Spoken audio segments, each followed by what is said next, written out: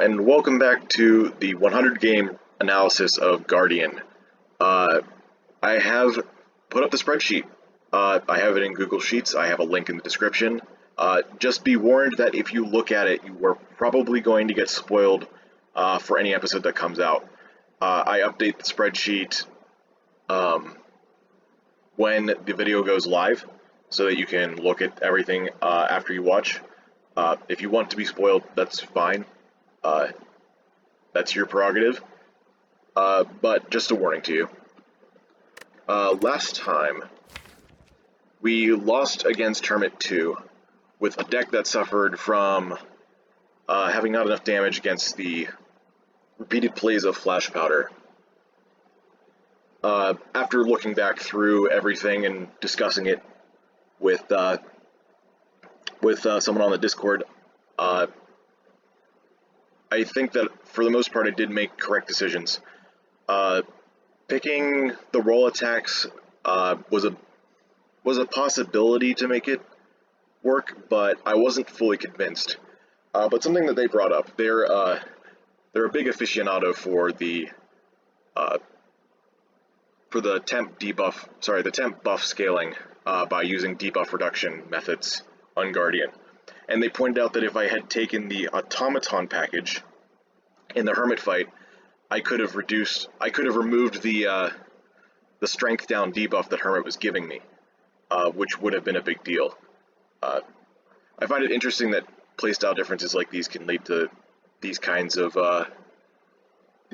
lines of play being discovered. They've used that strategy so much that they know when to look for these kinds of things. Meanwhile, I'm used to just using the debuff reduction cards to keep temporary buffs because I don't use the strategy that often. Sometimes a couple of things come up, like I've learned not to take them with Snecko Eye unless I absolutely think I can, because it will reduce the debuff from Snecko Eye. I think I said that in the first episode. And also for something like Giga Beam. That's why Giga Beam and the debuff reduction card come in the same package for Automaton. You can play the Giga Beam and then play the Resilient Plate and get rid of the stunned next turn thing. But yeah, they saw that if I had taken that package, I would have been able to remove the strength down. And I think that's a lot more... I think that would have been a lot more powerful as a counter to Hermit. Because as long as I didn't have to suffer the strength down, the Calipers would have carried me the whole way through that fight.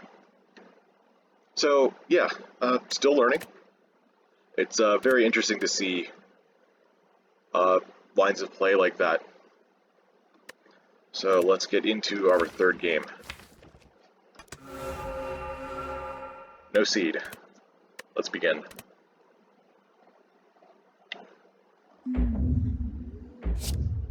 Alright. Our beginning gem today is another Aquamarine, the Crystal Ward that blocks for 3. Our boss is Watcher 1. Okay. It's the champ-esque fight. If she drops below half HP, she goes into Wrath, which is 1.5x damage to both, instead of 2 for balance reasons. Let's talk.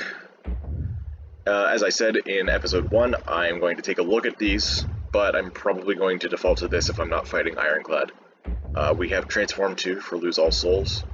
The big payoff ones down here are usually pretty good. Obtain 3 random potions can be good on Guardian, or similar to Silent, and upgrading a card means that I can upgrade Twin Slam immediately if I want to. And then maybe recall at the first fire instead of upgrading another card. Usually on Guardian it's a bit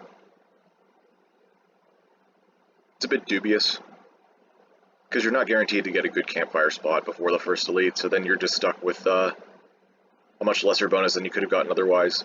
Because you do want to if I don't take the upgrade, I'm going to be upgrading the campfire anyway. So then I'm losing out on some other bonus. Something interesting about this option, Transform 2 and Remove 2 specifically. I was thinking about this the other day, and about how the gold option is 100 gold normally, but 250 when in this third slot whenever you pay something for it. And I thought that was weird. I think a lot of people think that's weird, but maybe also cool. I think it's cool too. The extra gold is always cool. But I realized that in the early game, removing 2 or transforming 2, instead of having diminishing returns, they have increasing returns. So the less cards that you have, the more impactful these removes or transforms will be. Just to give an example, removing 1 card when you have a 10 card deck is going to be a lot more impactful than removing 1 card out of a 40 card deck. So obviously that means the less cards that you have, the more the benefit will be. So transforming 2 is actually more than twice as good as transforming 1, at least in theory. Often in practice, like, transforms are just so variable. By the way, that's a big reason why I'm hesitant to do it on Guardian. Although Guardian's card pool, I generally like it. It also has a generous amount of situational stuff. So if I were to transform cards, I would have to find ways to build around them and take maybe a more conservative path through the first half of the act in order to not die to a deck that just can't support them yet. I made the comparison to Silent on this guy about the potions, and even in past episodes, transforming 2 is kind of the same. Although I don't think they're as bad as Silence either. Although I could just be completely wrong about Silence transform. I usually just get very nervous about it because it's very easy to get an unplayable card when you're not going a discard deck. Among other things. Alright, let's see. As far as 3 elite paths go, either one of those 2 could start going into this middle one here or this side one and then hit this third one here. But none of those have any... Okay, actually one of them do. None of them have any campfires except for this path on the left, which has a generous helping of question marks too, so maybe I would be healthy enough to survive this. But again, these kinds of paths are rather risky. Oh, I'm just now noticing that there is a path through the middle here that also gives me a campfire later, before the third elite. That could also be very good. How about we actually take our boss relic before we do this? Because I'm going to stick with this because we're not fighting Ironclad 1. Alright, Runic Dome. I'm not going to do a big synopsis on this, other people have done that already. But in short, the downside of Runic Dome, I know is scary for a lot of people. It's scary for me sometimes too. In the normal game it's a lot worse though, because of the heart specifically. And even to an extent the act bosses, because in Downfall the act bosses are completely deterministic. So you know where they're going to do at any time. In fact, it even still shows the cards, they're just grayed out. Also in Act 1, an extra energy is amazing, and a lot of the fights are still deterministic too. The elites especially are. That's a big one. So I think the scariest thing in this game, I guess the 2 scariest fights that come to mind are going to be Gremlin Leader and Writhing Mass. So Act 2 elites I have to be especially prepared for. I mean, even to a certain extent, slavers, if I can't kill them quickly, the red slaver in the back has a decent chance, has a chance at least to entangle me on turn 2, and I wouldn't be able to see it coming. So, you know, Runic Dome is all about planning and preparing for the worst. So you have to be prepared for that happening. You have to be prepared for Gremlin Leader attacking you. After all, even if you kill one of the gremlins and leave one before her buff turn, the turn after still has a 50-50 to attack, which is, 50-50s with something that you can't see is especially scary. It's like the maximum risk situation you can have. So I think as far as Act 1 goes, this should be a really good relic. It's probably one of the better swaps actually, for Act 1 specifically. I'm not sure how it holds up in the rest of the game. I think it is a little bit, like I said, it's a little bit scary, but I think we'll be alright, as long as we get a good start this act. I'm seeing in the paths, I saw this before, there's plenty of bailout options in the second half, so I think it's just a matter of the first half. What do we go to first? Which elite do we hit? Do I hit the burning elite in order to get more fights? Do I take this safer path to get a campfire? If I go this direction, go to the shop in 3 fights, I can't bail out. The best I could do is bail out after the merchant and go all the way left and hit three question marks. The ward gem is also something I've taken into consideration, but this is a lot of calculation. I think this start will be good enough for us to take an elite, the vast majority of the time. I think I failed to mention in the past episodes about how fights can also be good for getting potions. I mentioned card rewards. Getting card rewards is very important, but getting potions for fights has a much higher chance of dropping potions. I think you actually have a very decent chance of getting 2 potions by the first elite with 4 fights. I think it averages around at around 50% potion chance per fight, even though it starts at 40. So in theory, you should be getting around 2 potions. Maybe you'll get 1, maybe you'll get 3. Hitting the shop, though, will be a little bit more of a guarantee. As usual, I'm going to socket that in Twin Slam and upgrade it immediately. We're going to hit the merchant, we're going to fight him a bit.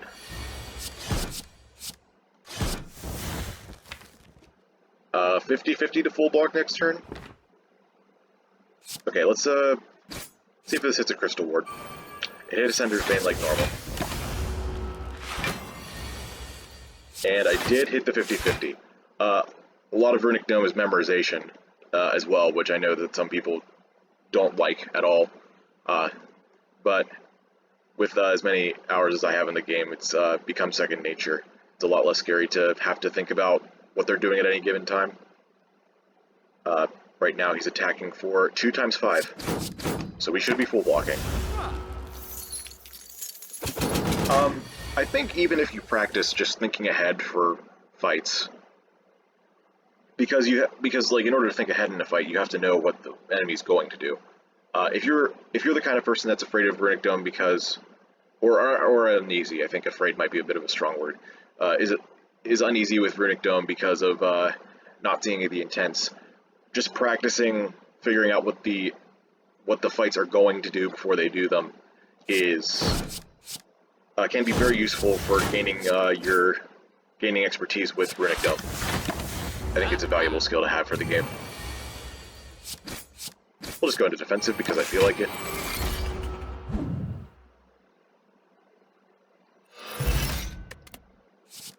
Oh, interesting options. Especially this early. Ancient Power. Here I am starting on the right. Okay, we'll just go with it. Ancient Power. Gain 4 temporary strength and dexterity. It's a flex plus for strength and dex, and it costs 1 and exhausts.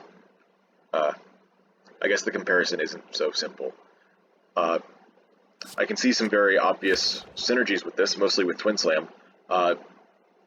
We've discussed twice now the dexterity and ward combination in Twin Slam gaining 14 block. Let's do the math real quick. Ancient Power with that will be 7 plus 4 is 11, 22 damage, and 3 plus 4 is 7, 14 block. So 22 damage, 14 block is very good if you draw this with that. And of course it synergizes with all our strikes and defends. Being on 4 energy is especially useful since it costs 1. So yeah, this very strong card right now. Also has the potential to become debuff reduction later, or be able to be used. You might be able to use debuff reduction on it. The first thing being that its upgrade reduces my debuffs by 1. Ruby on 4 energy with no socket I want to put in. I discussed in the first episode I would not want to put a Ruby in Twin Slam with a ward gem. Doesn't seem like a strong combination. Anything is possible, but I don't think we're going to be doing that.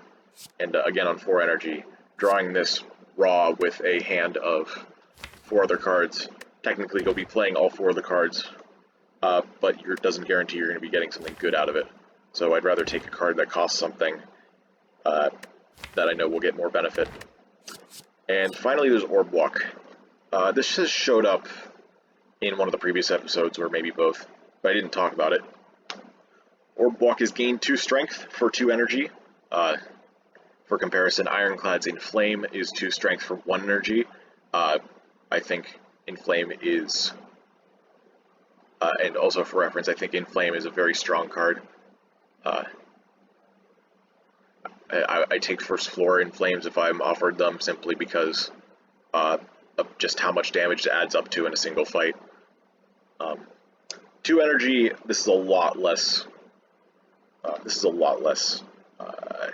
word, efficient, and it can make you very vulnerable on turns that you need to block. I've brought that up a couple times about card choices. On 4 energy, it's a lot better. 2 strength, though, is still a little bit sus.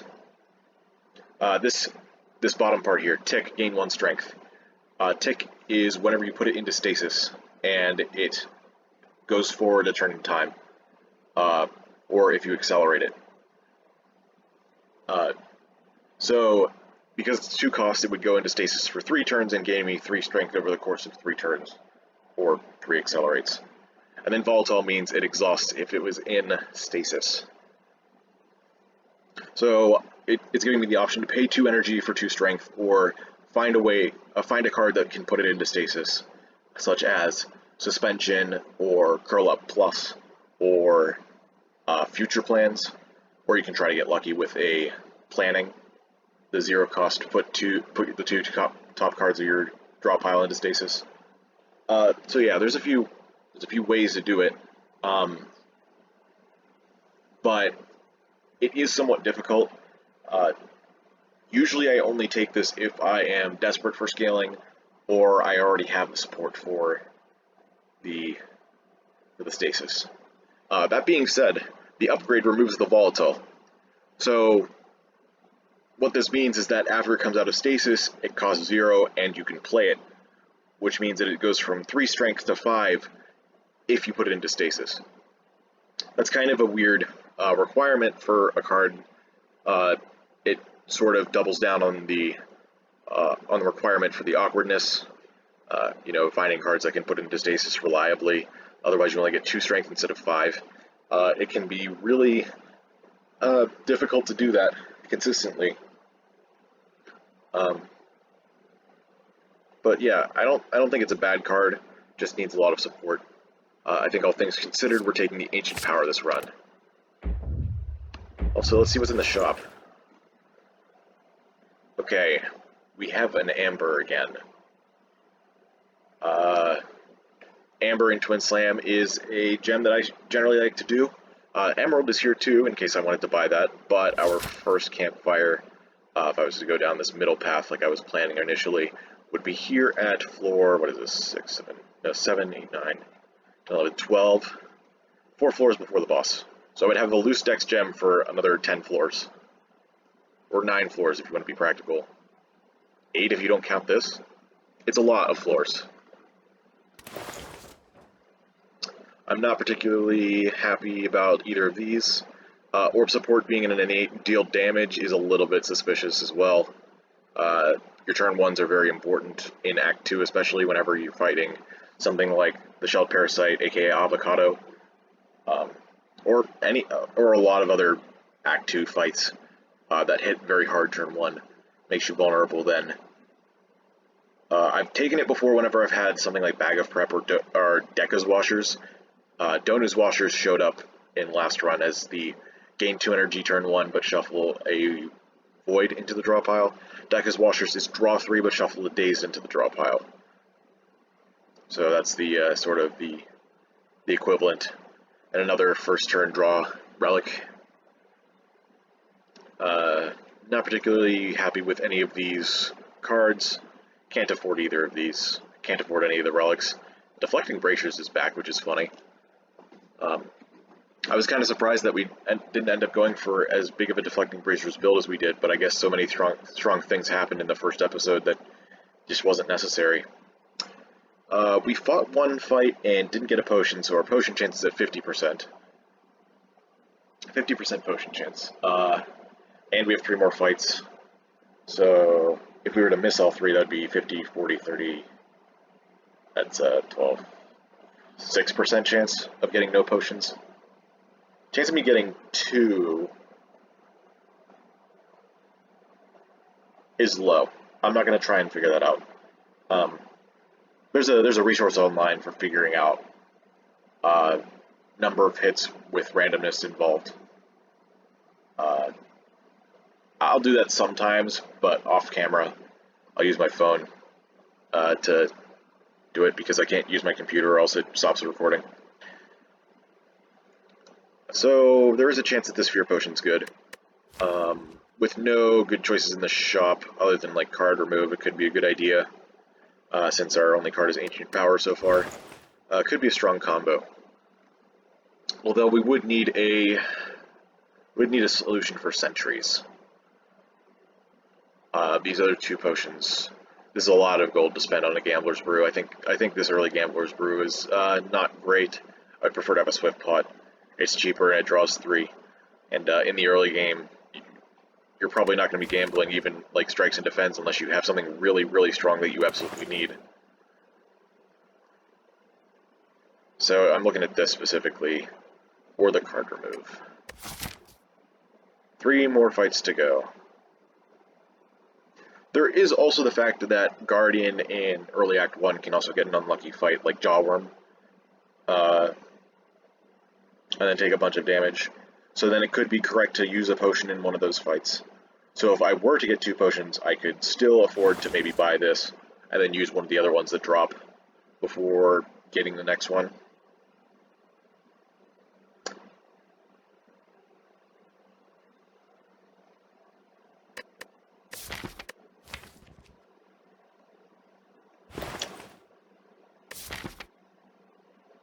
We are hitting Super Relief at some point, so I think the potion is going to be useful.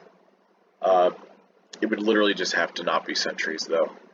I'd probably be focusing on finding something in the card rewards coming up next for sentries. So I think I'll do that. I think card remove could work. I'm not 100% convinced it's worse, but this does also seem safer. Okay, I'm pretty sure that, yeah, this guy at Ascension 20 always debuffs turn 1. This guy could be attacking. I'm not sure about him. He might also always debuff turn 1 as well. The fact that I drew this hand, though, really sucks. I would have liked to draw a... I would have liked to kill this. If I do this, it's 18 damage left. So 24.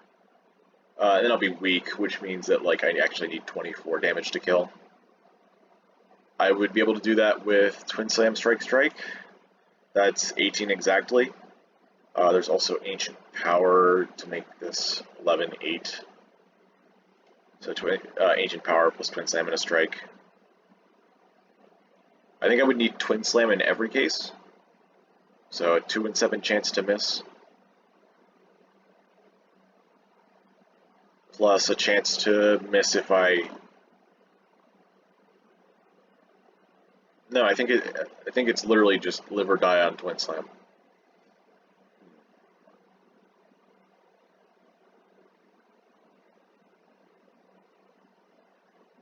What about blocking?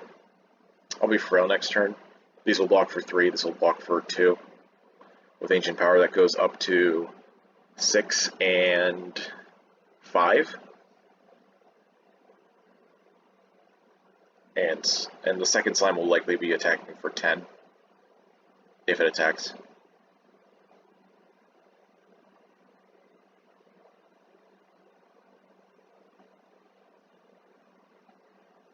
So they're attacking for 14. The kill would reduce it by 10. Blocking for 10 is a little bit unlikely as well, isn't it? Actually, blocking for 10 is a bit unlikely.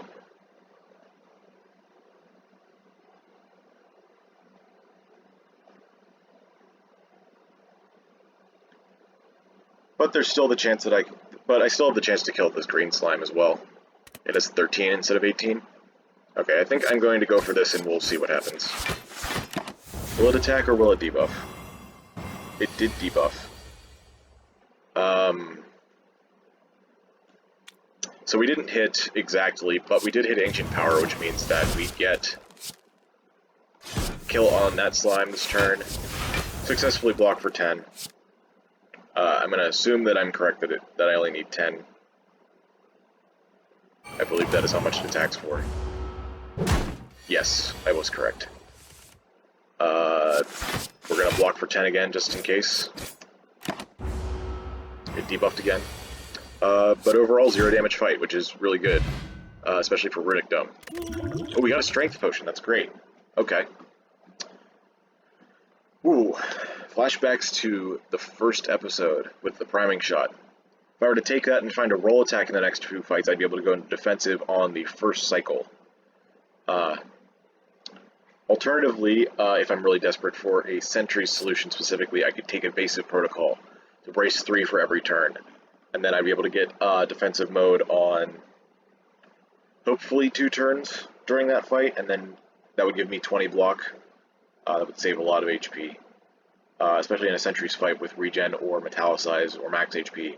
The fight can drag on for a long time, and this will have an opportunity to put me in defensive multiple times. I think the numbers are a little too high in most other fights for it to be good. That being said, I think I still do need attacks, especially with these potions, so I'm going to be taking the priming shot. Although I will say Tourmaline's also interesting if I get to socket it in Twin Slam. Block and Thorns is a decent combo. Thorns is especially powerful when you can get a bunch of it during a single turn and then control which turn it is that you can do it, that you put it into play. Because enemies that multi-attack generally don't always multi-attack, so being able to control which specific turn you get a ton of Thorns is good, and Twin Slam makes that better because you get it twice. But this time we're going to be taking Priming Shot. Alright, these turn 1 draws are not particularly flattering. Cultist is attacking for 6 turn 1, so blocking for 9 is perfectly acceptable. We didn't really have a choice, but, you know, I'm not sad about it, because we took no damage. That's appropriate, isn't it? Cultist Potion from the Cultist. Vent Steam is back. Roll Attack is back. Wow. I think since we have the Vulnerable Potion, I guess we have to figure out whether we want Cultist Potion over it. This Roll Attack is looking really good. Being able to go into defensive on the first cycle. That's... Admittedly, in the first episode when we made that happen, that was the first time I got a combo as strong as that. I think a lot of the times I just hadn't gotten Priming Shot and Roll Attack in such an early manner before. There are a lot of common attacks after all. Being able to go into defensive on the first cycle is huge, especially whenever you're in Act 1, and the two cards you took to enable defensive mode are attacks. It's just a big deal. This was just a really, really powerful combo. So if I were to take this and not take Vent Steam, that means I could get rid of the Strength Potion for the Cultist Potion. In fact, I think that this is better than the Strength Potion, for the sole reasons of Lagavulin and Sentries. 2 Strength is great. Cultist Potion is definitely going to give a lot more than that. And Vulnerable is great for, like, a max HP Gremlin up, for example. Especially in a deck where my first card was a combo enabler and not like a card that dealt damage on its own. Ruby was back again. If I had taken the Ruby before, Vent Steam might have been looking a little more appealing. But looks like we're going to be taking Roll Attack and exchanging potions. I talked about the potion chance earlier and how that works. I forgot about the fact that sometimes potions are fine to discard, depending on whether you low roll. I don't think Strength Potions is necessarily a low roll, but I think that I'm not unhappy with this potion setup. I'm not unhappy for having used this. I think it was the safe play. Getting 2 potions was somewhat unlikely. Maybe around a 50-50. That's something to keep in mind for later. Maybe I can do the math on that and then make a decision for future episodes. Maybe the similar kind of decision will come up later this episode. Who knows? Alright, we didn't miss any loot. Let's keep going. Something I am noticing about these episodes so far is that I do take a lot of time to explain things in Act 1. Maybe I could find a way to change that at some point. Gremlin? Sorry, this is not a gremlin. Jawworm. I don't think can attack 12 twice in a turn. 12 twice in a row.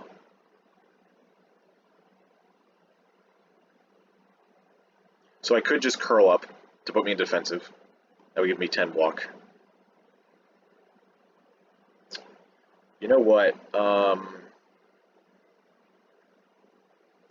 Let's take the risk. Let's do this.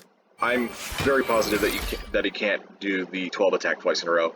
I think it could do the 7. I think it's most likely to buff itself. Yep, there it is.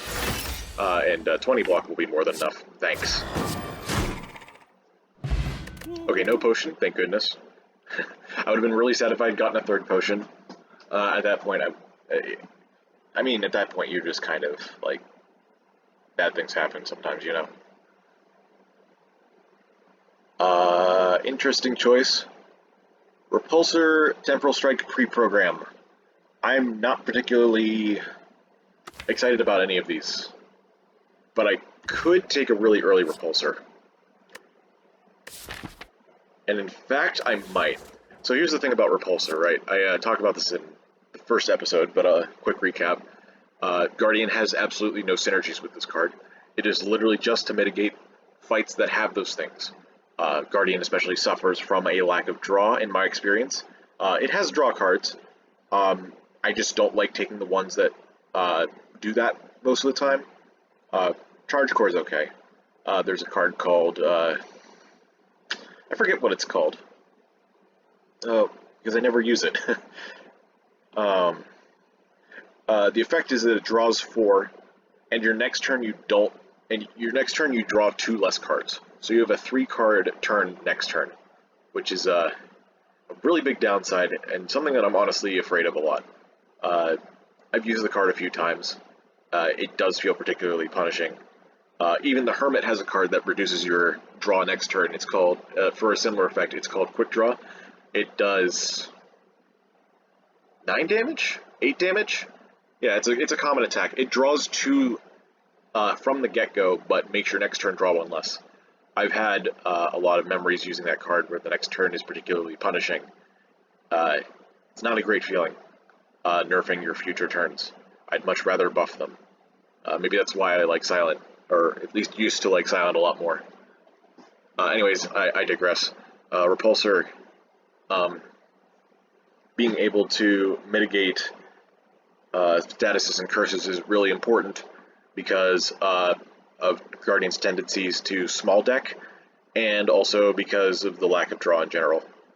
So I usually pick one of these up before the end of the game, if I can, regardless of whether or not I fight Hermit. I don't like either of these because they're both essentially 0 cost. This maybe not, but it doesn't really have a good effect otherwise. And the times where I would, I already have 4 energy, so I would just be playing all the cards in my hand, and we already discussed how that's not great. Pre-program can be a very interesting card, enabling card. It's probably pretty powerful. Say that 5 times fast.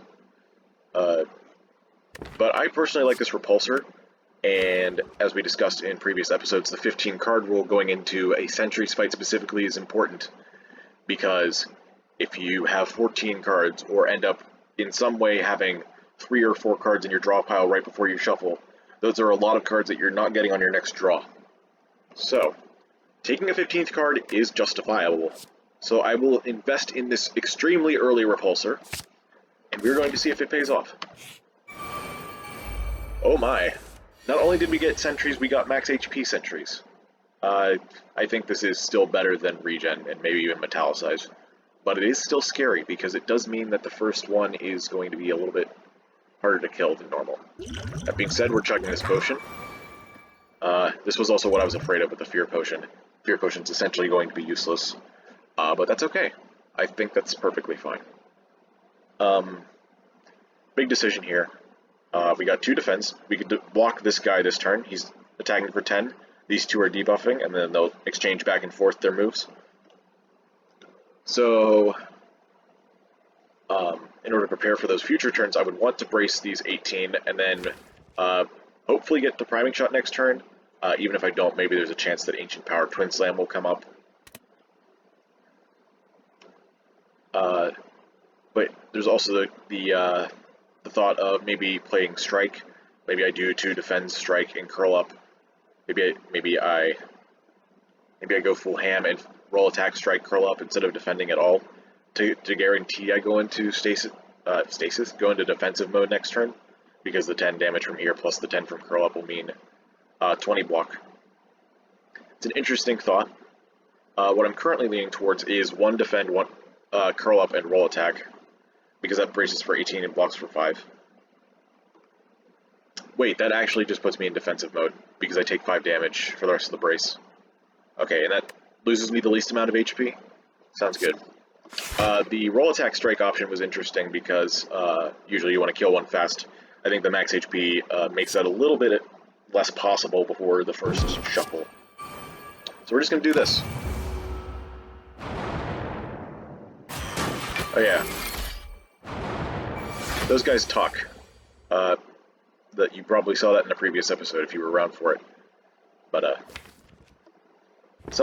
one of the nice things about Downfall is sometimes certain fights have dialogue, which is cool for flavor.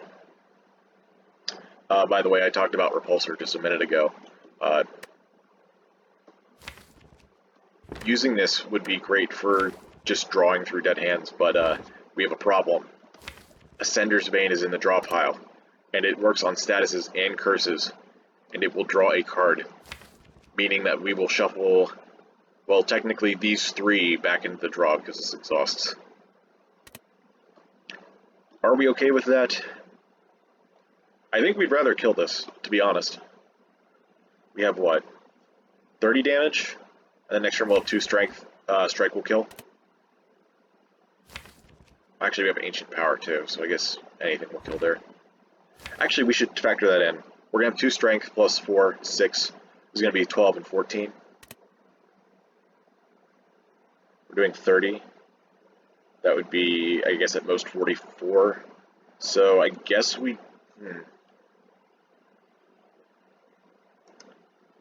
This is 12? This is 26 then? Oh boy, math is hard.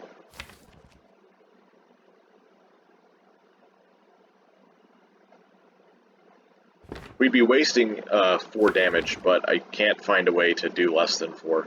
So I guess we're just going to be putting all of our damage this turn into the front guy. I talked about last episode how it's usually a good idea to go for the guy in the back. I probably should have demonstrated that. Also, I forgot again that I have thorns in a sentry fight. It's usually not a big deal, because they alternate between turns, so the damage is very spread out and very inconsistent. But that's twice now that it's been important. We need to keep a much closer eye on that, I think. You know what? I could choose not to play Ancient Power this turn. But maybe the chances of me drawing it with a good hand to use it on is not high. I mean, I'm really only getting 1 card worth out of it in the first place. It would be just used on Priming Shot. I think there's a chance that I get 2 cards that would be useful with it, so let's just save it. Let's just save it. Middle guy's attacking for 10, so we're still full blocking. Okay, we do not have enough to kill that back one. I would have liked to. We have 38 damage, we need 41. It would have saved us 4 HP. However, This does mean that we have the chance to maybe kill this middle one before it attacks next turn. That would be 38, so it would be at 15. We'd have 4 strength next turn, so any 2 attacks would work. Roll attack would work by itself. Do I have an 11 damage attack? No. But I think there is a chance that this just dies next turn. Let's figure out how much of a chance. This actually sucks. I have a wasted strike now. So I only have 3 attacks in the draw. And 21 cards. So the chance of one of those 3 being in my draw. Okay, I mentioned the one calculator earlier. I'm going to just do that real quick. You know what? I'll put a link to it in the description. It is the hypergeometric calculator. If you want to just Google it, it's the top result on Google on stattrek.com.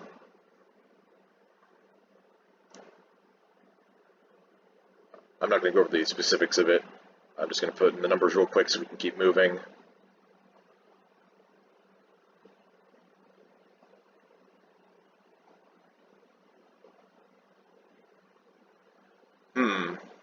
Although looking at it now, I'm realizing that 3 attacks, I would have to either get roll attack or strike priming shot.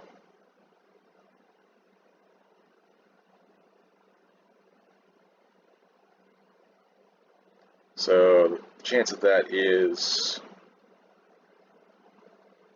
4.76% plus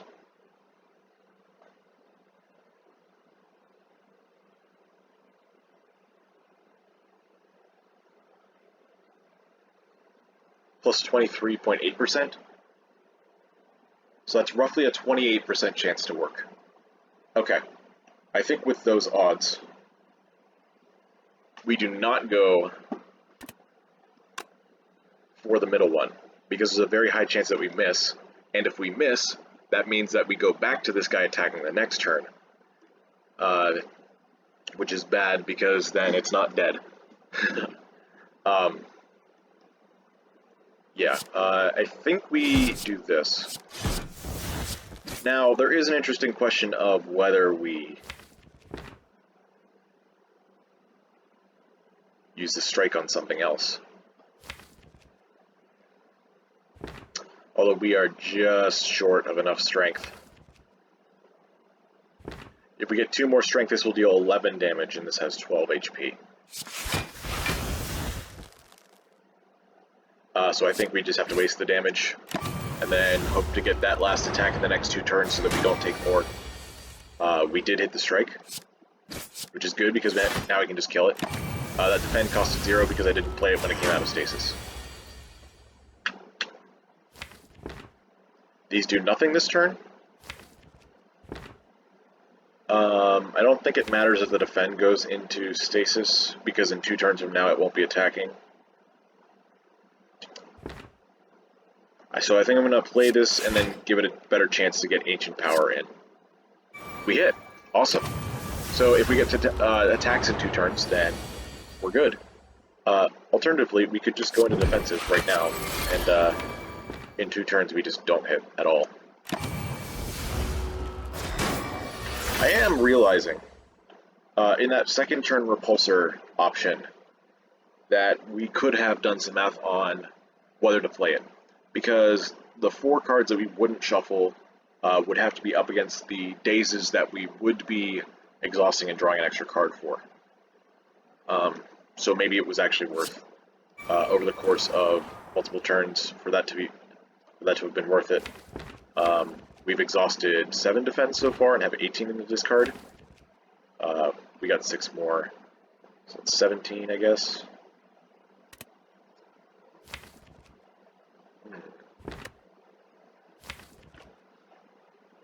Has it been 3 turns? I know it's attacking this turn. I guess it's been 3 turns. So the repulsor would have been 5 turns worth, or maybe even 4, since we're not counting the Ascender's Bane. Maybe it was about equal. I think the variance might have been higher if we had played it though. Okay, and we have enough damage to kill by a lot. Dead Branch this early with Twin Slam. Okay. Looks like we're in for another strong run. We've already discussed Tourmaline. We don't really have a use for Incinerate. I think this is a pretty obvious Emerald, especially since we just bought the Burning Elite. We're going to have a lot easier time holding on to this gem until the campfire. Yeah, so let's go right just to make sure we have a flex. Bottled Lightning. Oh yeah, that was something else I wanted to do. I was wanting to...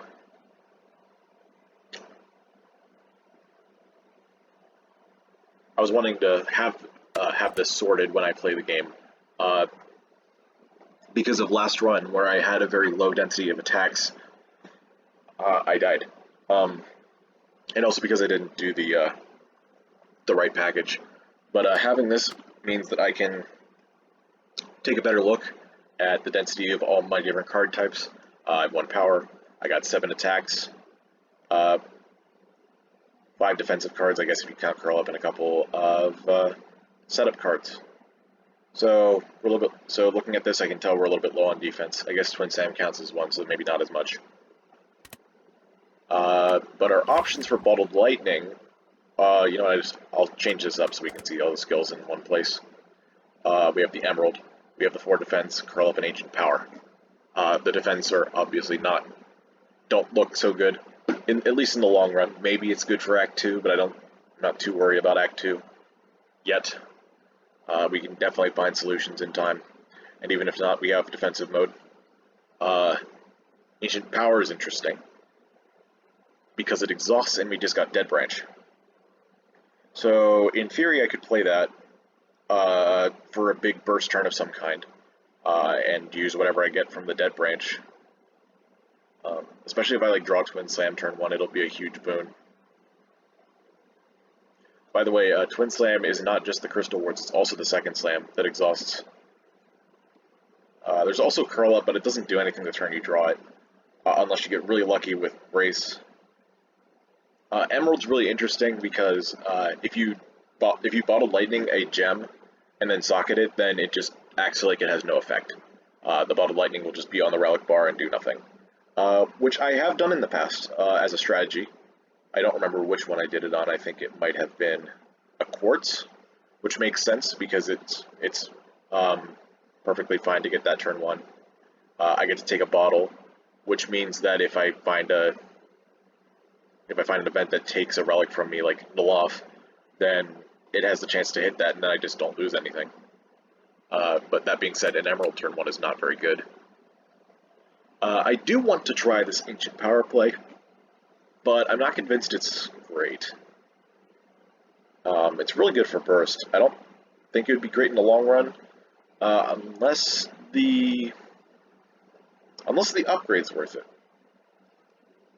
This would mean I get to keep 1 strength and dexterity for the rest of the fight, so getting that turn 1 may not actually be a bad idea.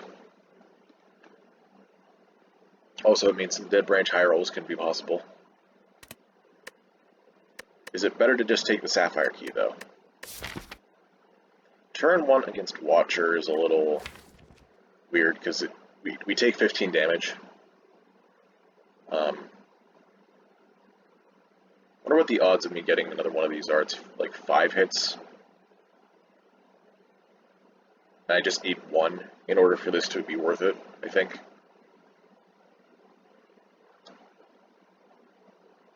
You know what? Let's do some. We'll do this because it's spicy. I'm not 100% sold on it. I think it was actually better to take the blue key slightly, but I think the learning potential from this is better because I could also see it being completely worth doing. Okay, I was really hoping for an AoE card there to prove my point for me. We didn't hit it. Okay, Ascension 20. I say Ascension 20, but really the individual Ascension is like 17 for normal enemies. These guys will always debuff turn 1, and these guys will... they just always attack for 6, no matter what Ascension or what turn. So what we have is an 18 damage attack turn, which I can fully block. It's just a question of which 2 cards here I can play. I can take 7 to play a Strike and Revenge Protocol, but this doesn't kill anything yet. I am going to be weak, but I have some other good cards that I can use as well. Going into defensive is easier with this. I think I am going to play this, and I am going to defend. I don't think the strike is worth it simply because it can't kill anything here. Okay, now they're all attacking. Total of 26 damage. 6 and 4 is 10, 6 and 4 is 10, 6, 10, 20, 26. So now we got to figure out what to do here. Targeting is important. I think putting a Twin Slam on this might be, a good idea.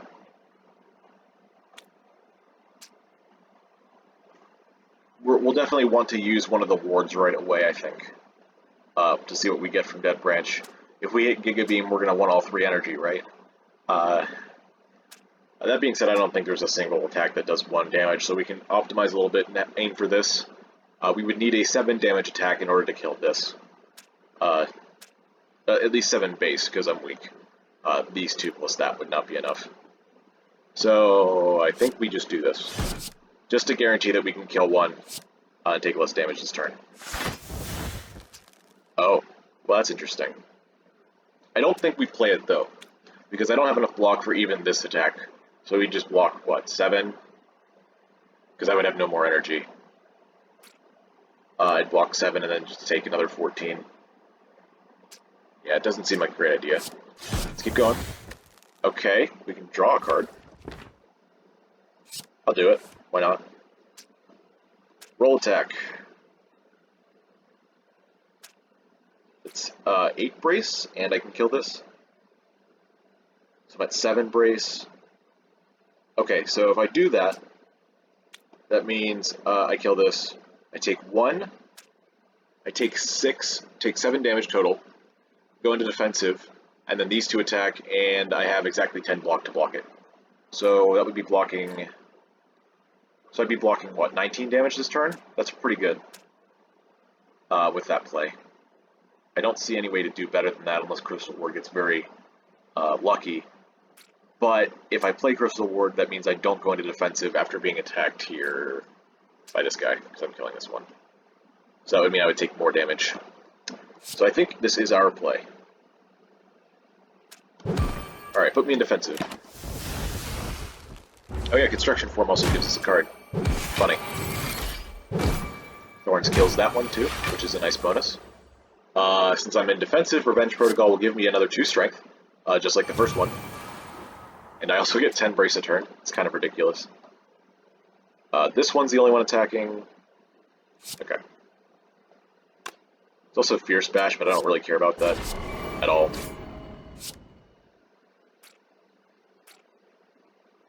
We're going to be weak again next turn. And we're not going to be in defensive. I'll do this. No defensive means no strength. Goodbye. What it does mean is that we can kill this, though. And attack. Okay, attack that cost 1.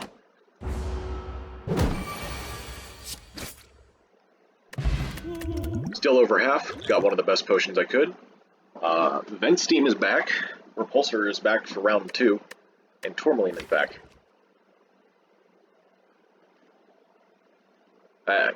Technically, I could put a Tourmaline in one of the 2 common attacks here, but it's not, like, great or anything. Vent Steam is still not needed simply because I have the Vulnerable Potion. So I'd rather find a better option, I think, for scaling damage. Vent Steam is powerful in Act 1, and, you know, just in general, if you can keep up the Vulnerable, but it often falls off quickly. And by fall off, I mean, like, you can't keep it up for enough turns. Also, we haven't really decided on how we're going to scale anyways.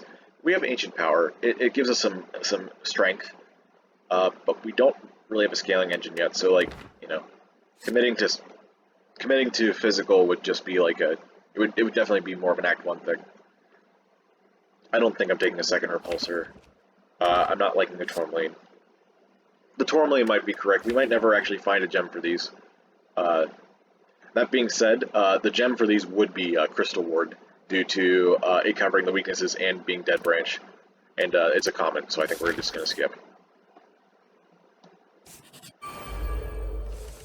Whew. Alright. War Block. Yo, we can actually make use of that. Thanks, Dead Branch. Give me strength. Can't go into defensive. He's attacking for 8. He gains 3 strength, so the wards are just going to be neutral completely. This is 25 damage. Oh, I forgot to use this potion. That would have been a good idea to do turn 1. Thankfully it was what? Oh, it was 20 damage? Missed out on 10. Okay, so with vulnerable, this is 13 plus 12 plus 12. It's 37. It's down to 32. And then next turn, 24 and 9 should be enough. And that's even without the strength. So yeah, this should be perfectly fine. We're going to look for a block card here, I think. That's not a block card.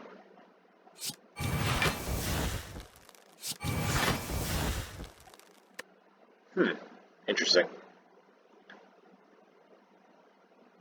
So we're still taking 8 here. This can block for 2. This does slightly more damage. This is 15, we'll have 2 strength, so these will be doing 12 apiece.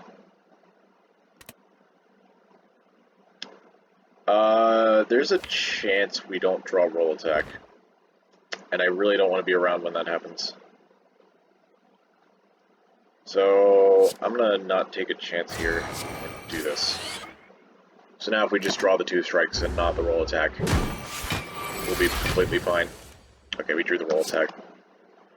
Yeah, if I had used the Volclaw turn 1, I would not have needed to take the extra damage. That being said, it literally does not matter. We have meat on the bone.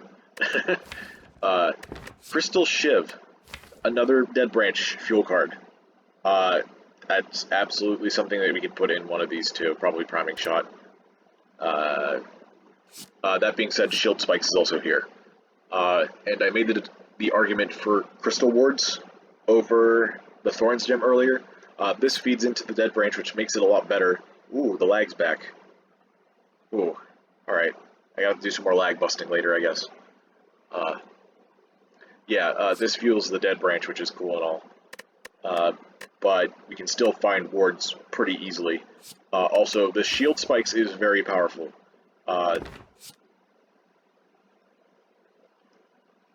12 block for 2 energy is perfectly fine.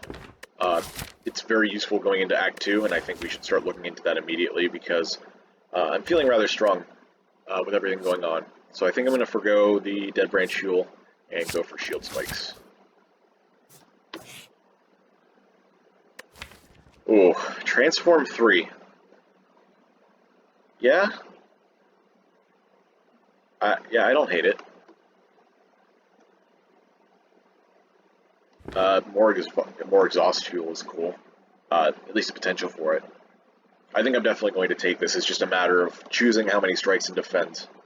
I think we definitely do... Oh, right, we do one at a time because this event is weird. We got a Shield Charger. That's huge. That's one of the best cards you can find against Watcher 1. Watcher 1 in Ascension 19. Actually, with Ascension levels, the act bosses are a little bit differently worded. Ascension 19, instead of having more challenging movesets, they have an extra relic. Watcher 1's is Mercury Hourglass. Imagine taking 3 extra damage every turn of a fight. It's in Act 1 at least. It's very, it's actually pretty annoying. A lot more powerful than you'd like it to be. Shield Charger, creating passive block every turn really helps with that. Also being on 4 energy is really nice for it. So, does that mean we transform a defend now? I think I think there was a chance that I did all 3 strikes. I think there was a decent chance. I think I was more likely to do 2 strikes, 1 defend. But now with that, I think it might be better to go for a defend now and then choose after in case we get another defensive card, because we do these one at a time. Alright, we got construction form. I guess we don't need defense, right? No, that's a lie. Against Watcher, you definitely still need defense. Later, though, we can get rid of it. The thing is though is that against Watcher 1 strikes are still important. Losing another one and then not getting an attack might be sad. But we still have several floors left. And I think keeping construction form is like akin to having demon form, you know? So if we can keep construction form alive by having a more defensive build, when we draw back to our important cards, we'll be able to kill at least an Act 1 boss. So strike it is. We got Resilient Plate and a Scatterbrained. So looking at our deck density now, we have 5 attacks. We have a Scatterbrained. When drawn, if it is your turn, fill your hand with echoes of this card. Echoes just mean that they're ethereal and exhaust. So I'm still not 100% sure how this works. I've seen this curse very rarely. I'm not sure if it's after you've drawn your entire hand, or as soon as you draw it, because if you drew it as your first card, then it would get rid of your entire hand, because your hand would be full. I don't recall that ever happening, though, so I think it's after your initial draw. I think if you have additional draw things, though, it will happen before that. Timing is sometimes weird in this game.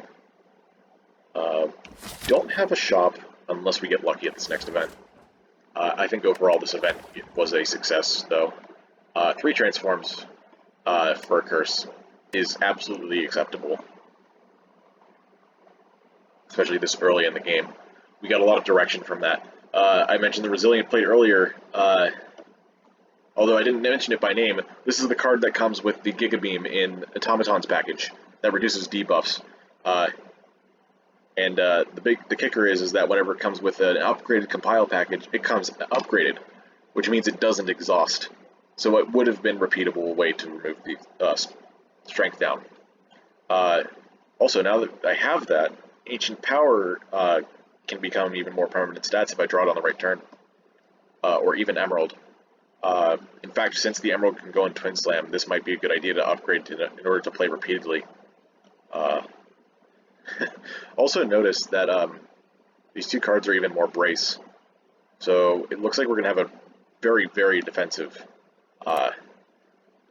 deck. A deck with very big defensive capabilities coming up.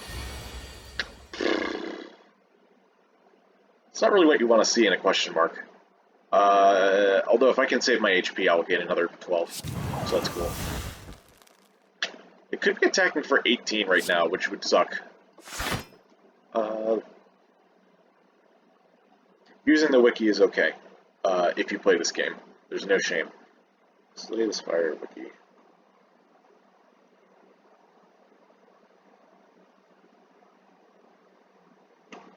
We're going to see the odds of it doing each thing. Oh, excuse me. Alright.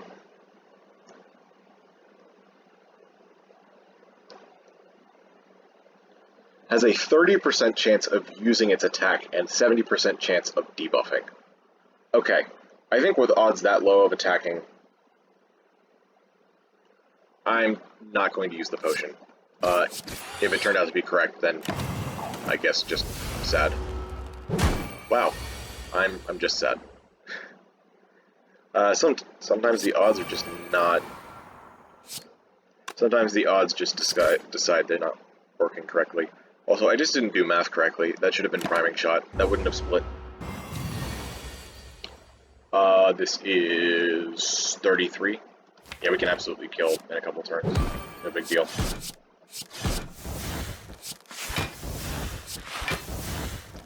Yeah.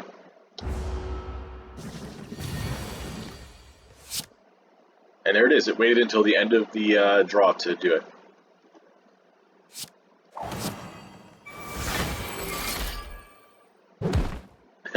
Going into defensive there. Okay, we gained 3 HP that fight. Whatever. Not any great places for Amber here. Also, Amber with Shield Charger is a little bit...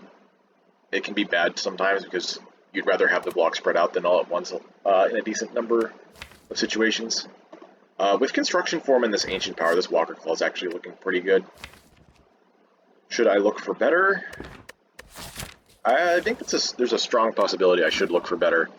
But I do have one more Elite coming up, which could be Lagavulin or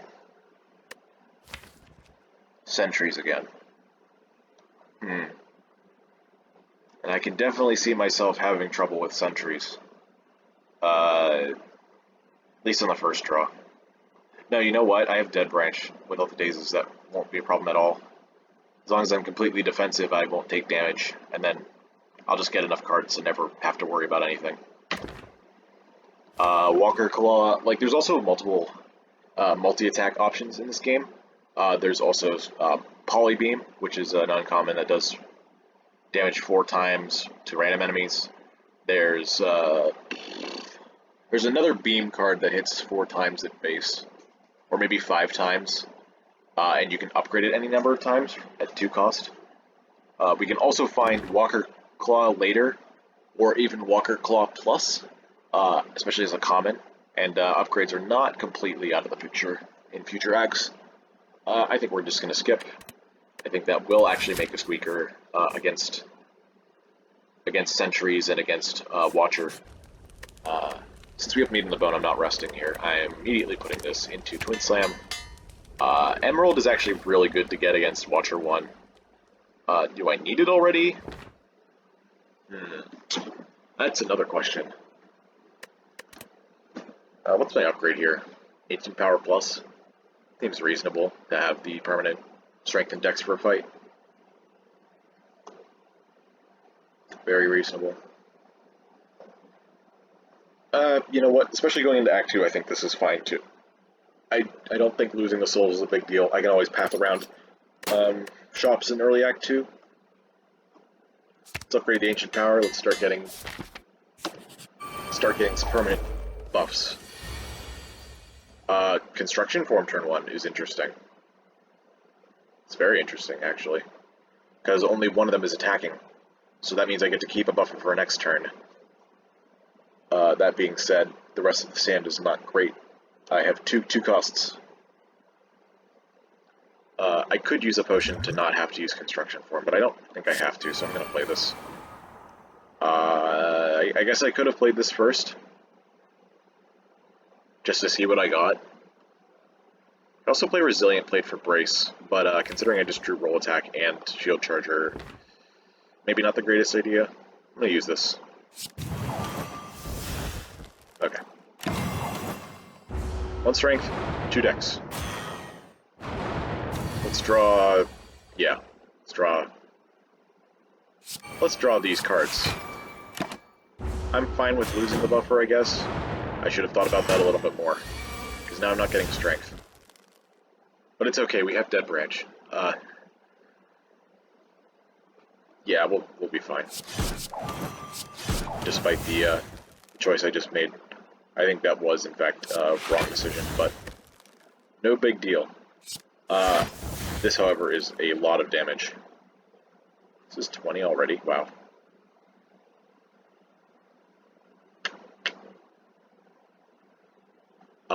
Here's a novel idea.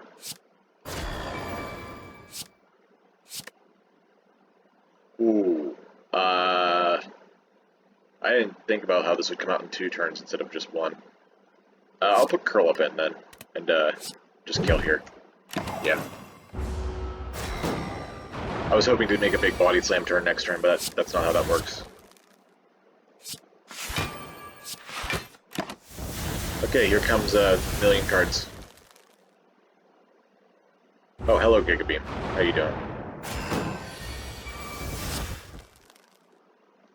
Fun fact, they're all dead. We heal? Ooh, we have Scatterbrained and Doo Doll. Oh, I didn't even realize Scatterbrained is completely Dead Branch heal, so I'm definitely not removing that now. Ruby, we still don't have a socket for that. Charge Core is cool. sometimes. I don't know, maybe we don't need it. It's another common attack, right? So it doesn't give us benefit until a bit later. We have so much defensive scaling right now that we can just afford not to take more setup. Yeah, I think we just skip these. Take our relic and run. Okay. This guy generally doesn't attack turn 1, but you know, not guaranteed at all. This die is definitely attacking for 12, though. That's a guarantee in Ascension 17. Vent to Steam. This is 33, so I could kill this, but I'd take 12. So I think I'm just gonna keep my debuff. Sorry, I'm gonna keep my buffs.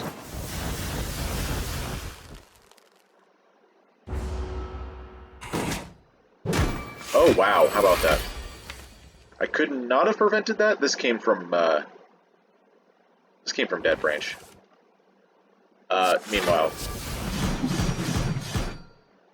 everything is dead. Oh, I could have taken 3 more HP there. Downside of Runic Dome is making it hard to maximize meat on the bone, though. Another thing against taking, like, meat cards is because of Dead Branch. Like, you don't want to waste time with Dead Branch. I don't think any of these do anything for us here. This requirement is so hefty, and it doesn't even go down when you upgrade it. Number of hits goes up, which is cool, but, like, I guess we could make it work. Maybe it's fine here. I'd be relying on Shield Charger a lot, and even Dead Branch. I'd have to get 20 block. I have 2 decks in most cases. 2 decks, this is 4, 6, so that's 18, so I would need 1 more block card even with this. If I didn't draw the same turn as that. It still seems very awkward to use. Like, AoE is cool, but I don't think we can use it here. Reliably, anyway. Okay, so this guy is either doing 8 or 13. It'd be really cool if he did 13. So I could take 3. Come on. Yeah! Dead Branch? Meat on the bone. I gotta be excited about the right cards. In defensive mode. Yeah, so, I don't want to call it too early, but, like, this is starting to look like a win. With such an early Dead Branch. Which I guess, makes the rest of the run kind of difficult to get invested in. Maybe I'll just speedrun it. Clone, no. Pre-program, a little bit better now that I have, like, a million cards. I still don't think I care. Alright, let's kill this thing. 12 plus 3, 15. Alright. Let's get Shield Charger in. I could have played Spheric Shield there. I think putting this in is still okay, though. Yeah, we can get this for later, maybe in phase 2. Okay, we have 3 strength. We're gonna play Construction Form. This is 5 plus 8 plus 3 is 16, so we want to preserve Construction Form and play Defend. Okay, up next. Problem with Twin Slam and a full hand is that I'm going to either miss the second slam or the ward.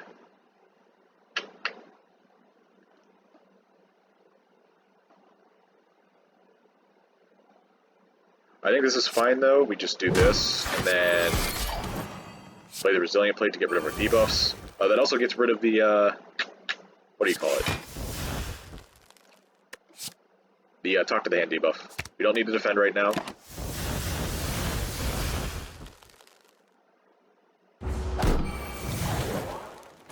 Maybe I'll turn up my animation speed. That should get us through certain parts of this game faster. We drew a full hand with Scatterbrain. We have there's nothing. No extra Scatterbrains. We're definitely putting Laser Turret in. We're gonna do Polybeam here. We want to make sure they stay above 102. Multi-beam is technically more. Roll attack is even more. These two are even more. Okay, we're still fine. This will be, I think, 10 damage still. not 11. We definitely want to set up a big damage turn if we can. This is 11 damage, 14. We have that. This will put her into it. I think we'll be okay. Yeah, because she gets extra block. Okay, so next turn she's also getting the, what do you call it? The, Sands of Time. So I think this is fine to do. I do want to do the 2 Twin Slams first. We're going to do this, this, and get all this going. I guess we're going to do Body Slam this time. We're not in defensive, though. So next turn might be a problem. I am getting this back, though. It's going to do 24, 29. Yeah, we have more than enough damage for next turn. We're just going to kill.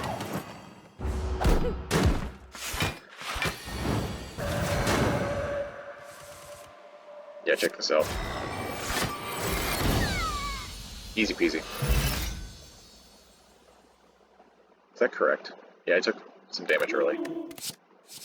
Okay, Citrine. That's another one I can just put in roll attack and be fine with. There's also Exploit Gems.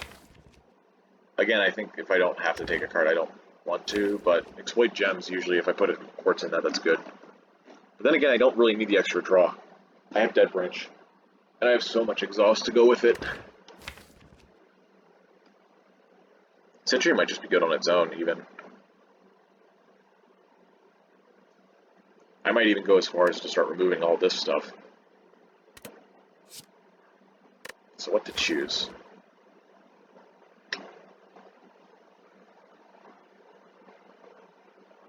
If I got a 5th energy, I think I would take it. So maybe Citrine's not needed either. Don't need it as a discount of any kind. You know, let's just take that since I'm not taking the Citrine. No downside. I have meat on the bone, so this is a pretty obvious copy dripper. Although I could also lose 2 stasis slots, but I think with the with Dead Branch I have the potential to get quite a bit into stasis. There's also Shield Charger plus Curl Up to put 2 things into stasis. So this might still be correct not to take. Late in the game, it's usually okay to rest. I do think that the stasis is more important, though. We have plenty of defense. We're going to just take that. We're going to run with it. I'm going to hit every elite in this act I can. Which looks like it's going to be a whopping 2. Amazing. Still don't really want merchants, right? Maybe I do. Maybe I do want merchants. We want to hit less fights, though. It's the same either way. Wow. There's a merchant at the end of the act if I go right. Okay, let's do that. Let's go down this way. Recall now?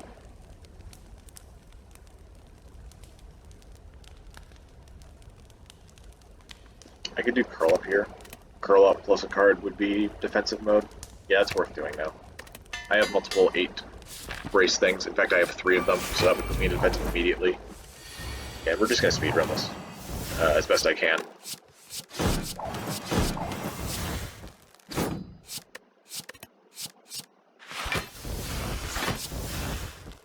Okay. Well, there's the refracted beam I was talking about. I just couldn't remember the name. It's this. Let's put this into stasis. Fine with losing 1. That's perfectly fine. Definitely would have liked to do more there, but that's okay.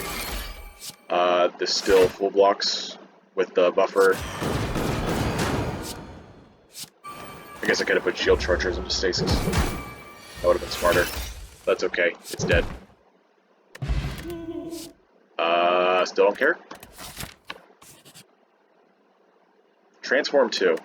Or I could fight and take everything.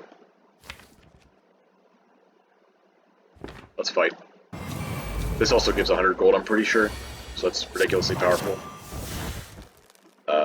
He does a big attack this turn, so we're going to go into defensive. Yeah. 21, in fact. Right, he transforms my cards. That's annoying. We're going to go to defensive faster. Okay, this turn should be an off turn, maybe?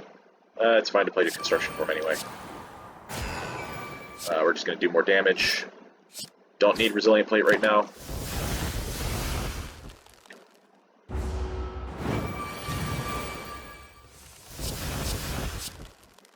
We're going to do Fierce Bash. We're going to accelerate it out. 30 damage. 7 times 4 is not enough. I know it can only do a 1 times attack. I'm pretty sure. Do that. Yeah, we're just going to kill next turn. Yeah, goodbye. Okay. Give me an attack, please. Fine.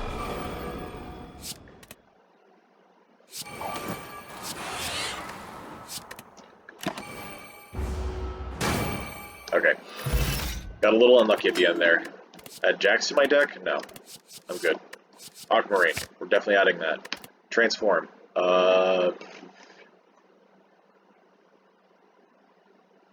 Yeah, we're transforming Strike again. I got Gem Cannon. That's awesome. And Walker Claw. Okay, we're cool. Run right. Ritual Dagger, don't need it. Throw out this. You don't really need as much defense when you have meat on the bone.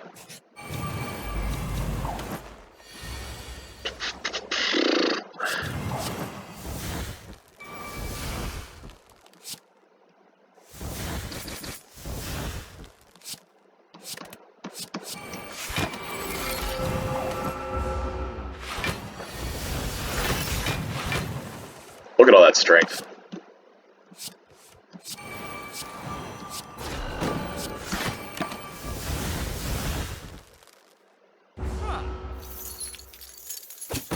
You know what'd be sick right now? Giga Beam. Thank you. I'm gonna just throw this in.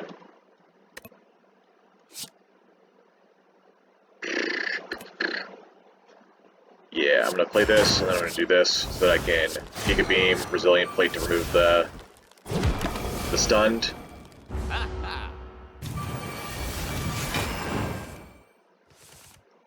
Okay.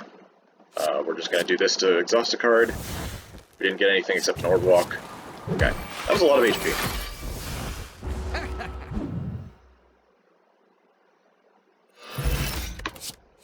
Giga Beam is back. That I will take. Ending fights quickly is good. Put a card into stasis at the start of combat. Okay. Oh man, we're just short. We have 300. That's sad. Those are both good relics. I probably wouldn't take the Gambling Chip just because of her speed running. Maybe we didn't need this either. I am going to do this though. Probably put Shield Charger in immediately. That makes sense. Just do that. You don't have to put it into stasis, that's a good thing. What next? What next to remove? I'm not removing Scatterbrain, that's for sure. I could just remove Priming Shot. I have 3 extra attacks that are all doing so much for me right now. Yeah, goodbye Priming Shot. Very strange to lose an important damage card, but we're good. Yeah, we're going right. Not being able to kill these is a little scary, but we'll be alright. Also, we'll be completely okay if Gremlin Leader is attacking this turn. It's a pretty big deal. We got Gem Cannon. We got way too many Gem Cannons. I believe Gremlin Leader can only attack for 18 this turn, so we don't need to block anymore. I'm just gonna do this. I already played my Twin Slam. Overload, that was the card I was talking about. Next turn, draw 2 less cards. Stop it with the Gem Cannons already, jeez. Like, I literally don't care. We did get attacked, so I can do that. And we got Priming Shot back, cool. Oh, the lag. I'm gonna do construction form for this guy.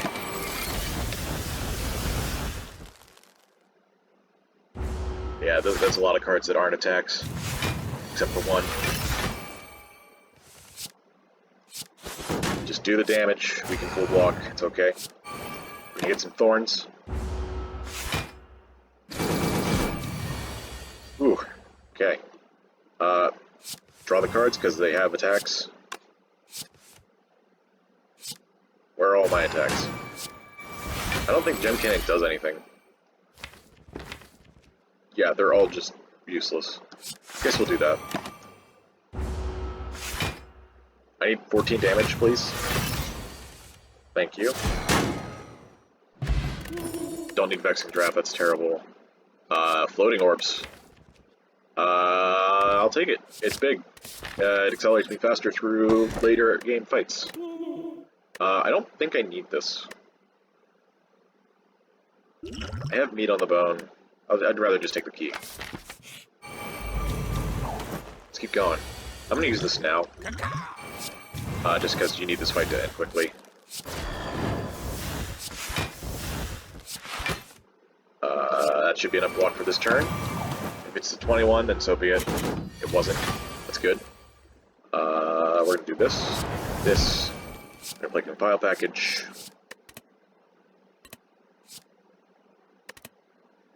This is only 3 hits. Whoa.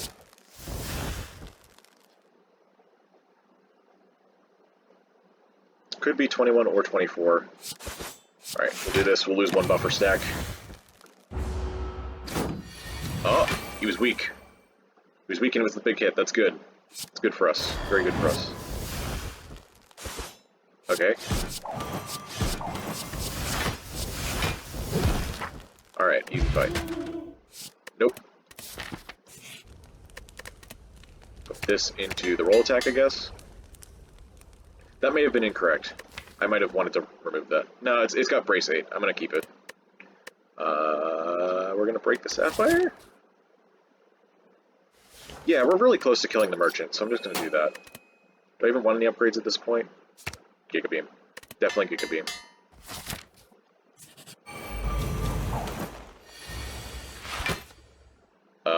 Chosen never attacks turn 1 at this Ascension. I guess we play Crystal Ward to see what we get. Okay.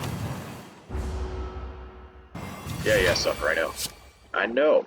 But I'm gonna play Resilient Plate to remove it. And you can't do anything about it.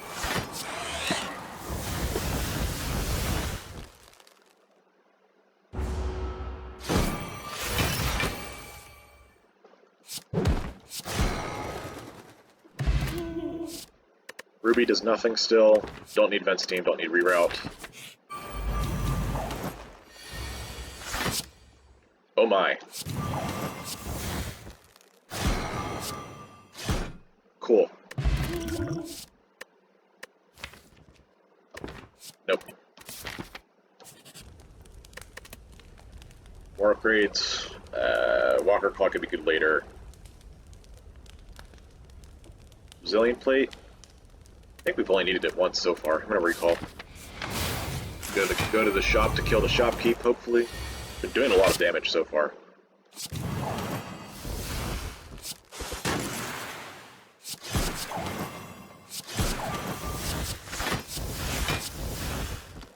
Yeah, okay. That's fine. One Giga Beam will win the fight.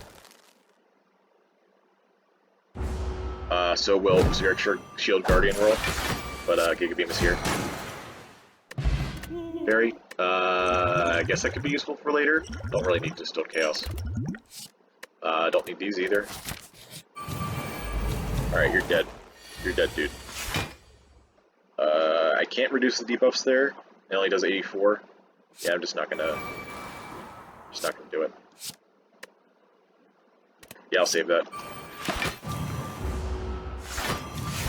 Okay, he's attacking for 20.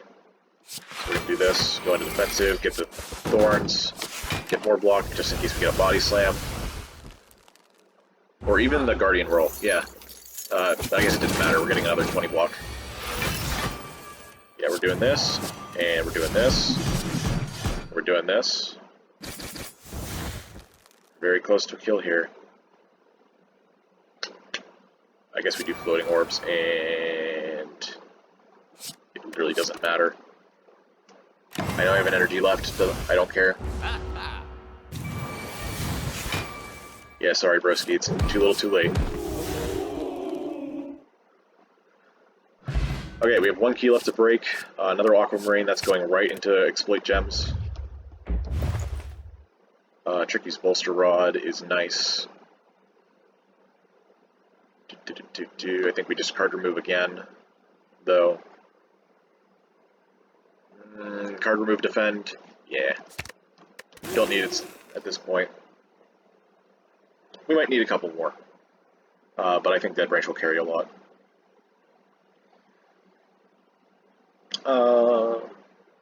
Tricky's bolster rod? Yeah, okay. Sure. Move on. How long has it been? About 27 minutes? Okay. I don't know if we can full block with construction form in play. We're gonna do this. That's 18, that blocks 2 hits. That means that we can play this. I'm gonna do this first. Compile package. Okay. Oh, we got another construction form roll.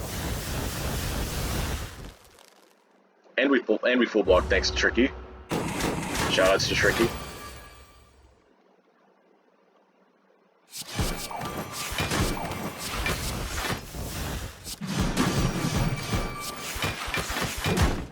Goodbye.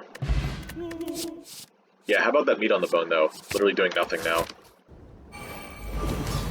And the coffee dripper doing everything. Oh, we gotta be careful in this fight. The buggy hermit too. He's still scary even without the bugs though, so, like, still gotta respect it. We're gonna put Time Bomb in, because it's volatile and it does something in stasis. Alright, I will gladly take my, my 24. I will play Construction Form. You become weak if I hit you. What if I hit you 3 times? What does that do? You nerf my strength again? Flashbacks to what happened last time. I'd rather not be vulnerable, so I'm going to do that. Yep. And like I said, they get grayed out. I guess it's a little buggy with the Runic Dome as well. I'm not playing Gen Cannon this early. No way.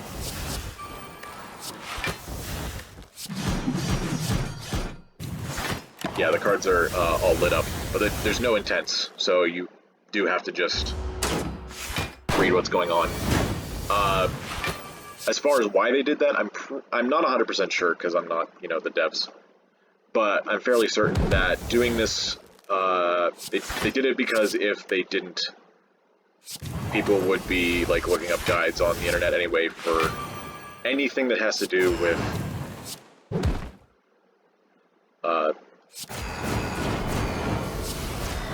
downfall. So I bet they figured that they might as well just put it there, and if you can read it, you can read it. Yeah, 0 damage. Fast fight again. I'll take another exploit gems, thanks. Black Star? I don't think Idol of Retromation does that much. We're definitely not taking Choker. Let's go Black Star. We got the Burning Elite already. Let's kill as many as we can. Maybe we get a 4 Elite Act. It's looking like 3. Yeah, we got 3. Okay, that's fine. We don't really want to hit the shop. We just want to hit question marks if we can. Okay, I have my route. Start here. Break the last key since we already killed the merchant. Aquamarine and Exploit Gems 1. Aquamarine and Exploit Gems 2. Spread it out so that you get more consistent turns. Floating orbs. You can do Walker Claw. Not 100% sure what to upgrade here. I think I'm going to go with the damage upgrade. Upgrading floating orbs does not make it an 8, by the way. It makes it cost 0. And we got a shop anyway. Alright. Alright, I'll take a You Are Mine. That looks a lot better than anything else up here. Shield Charger, though. On sale? Sure. More defense. More cards to exhaust. We already have one here. We're good. Oh, the lag is so bad. We don't even need to play Ancient Power. I already have mutagens. He has 7?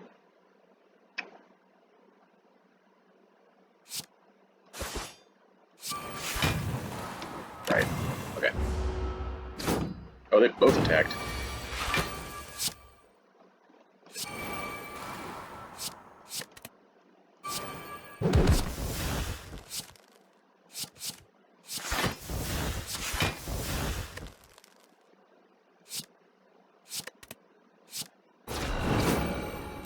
Okay, here we go.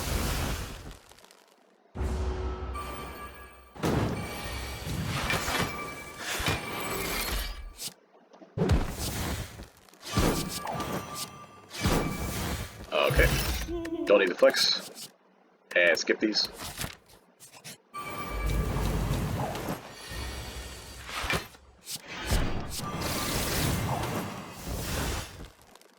Dead.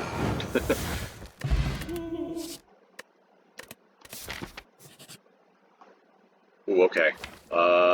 Random gems? I guess it's fine since I have 2 exploit gems. Yeah, let's do that. Let's remove another defend, I guess. Yeah. Amethyst, perfect.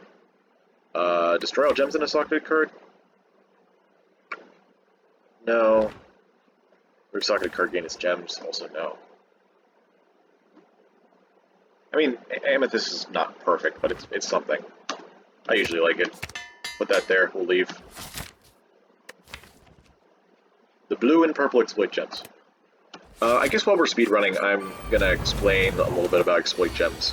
Exploit gems and Bauble Burst are the 2 rare cards that can actually do something with gems. The only 2 rare cards that have actual sockets. So that does mean that... What does that mean? They do some things that are completely different. One just makes use of the gems and is a cantrip by itself. Kind of weird how you can get an infinite that like that, but I guess since it's a rare, it's fine. What do you even do here? You do that, and then put another shield charger in, and then I guess blocking was the right idea, but I didn't. I can't even block with this.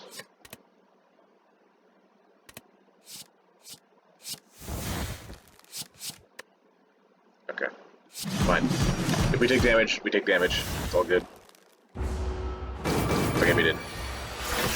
But yeah, Bauble Burst is really good at multiplying gems, which is really important for strong gem combos. Exploit gems just makes it so that if you have excessive gems, you can use them. Two very different uses, and honestly, I think Bauble Burst is the stronger of the 2. Exploit gems is kind of underwhelming, but at the same time, it's not bad.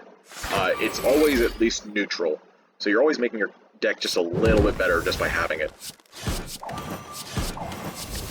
That being said, most of the time I am going to choose the other, unless I'm like on 3 energy and don't have nearly enough support for it.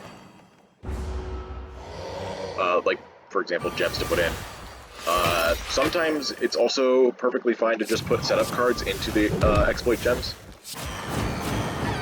Exploit gems being a cheap card is really nice to put those in. Meanwhile, if you were to put like a strength gem into Bauble Burst, it might not be a good idea. I don't need these. I did it the first time, but that was because I had impeccable packs for the temporary HP. So that made it worth my while by a lot.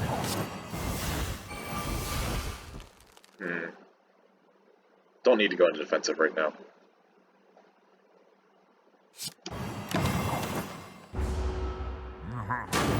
I'm not going to keep track of Pendim, I guarantee it. Like, there's no need. Oh, for Pete's sake, the lag. Imagine lag killing you in a turn-based game. I guess it's not that hard to think of a situation. if you run out of time, but this is a single-player game.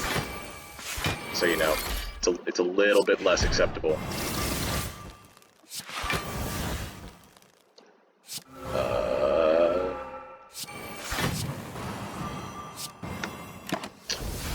I will stay in defensive next turn, because of those two other things. Maybe I have to redraw a body slam if I had one. Nope, didn't have one. Maybe we'll find a body slam in one of these dead branch procs.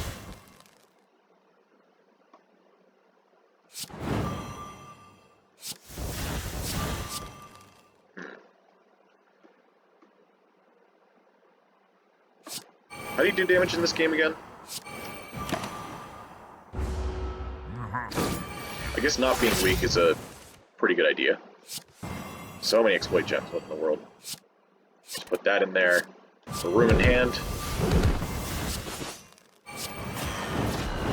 Okay, pen nib. That did a thing. That's cool. Again, I don't think I'm going to be doing anything with it. I don't really want the emerald for that.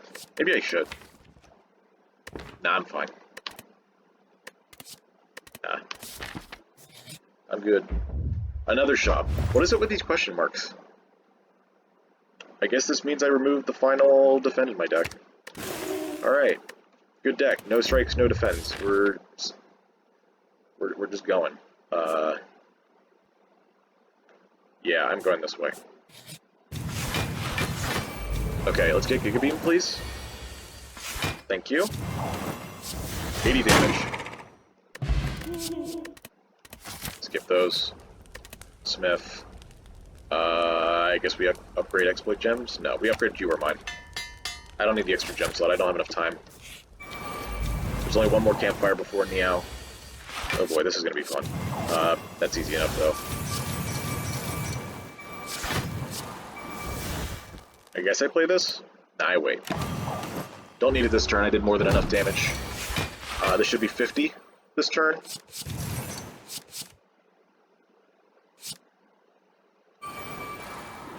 You or mine, these should be more than enough. Yeah. Okay, so we get to keep construction form buffer. 60. I can definitely afford to play Giga Beam to completely negate all damage this turn.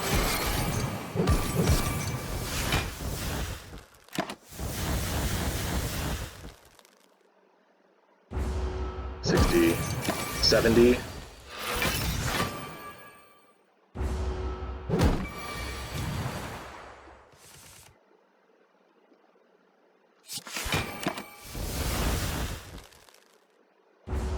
$80. And this is 90, which we can just block with a buffer. Speedrunning transient. Not always pleasant. But sometimes very easy. Nope.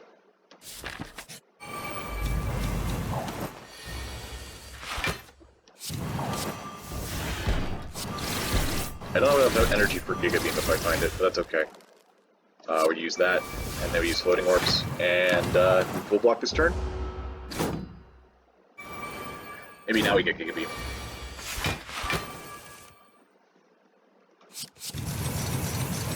Oh, you know what we actually do?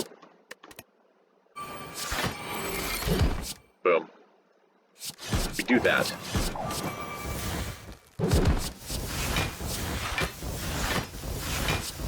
Sentry? Nope. Just gonna leave that.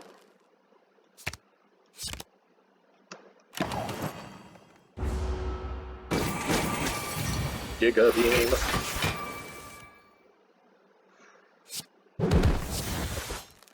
Okay, I was trying to take up pen nib just a little bit. Oh hey, don't need to compile package either.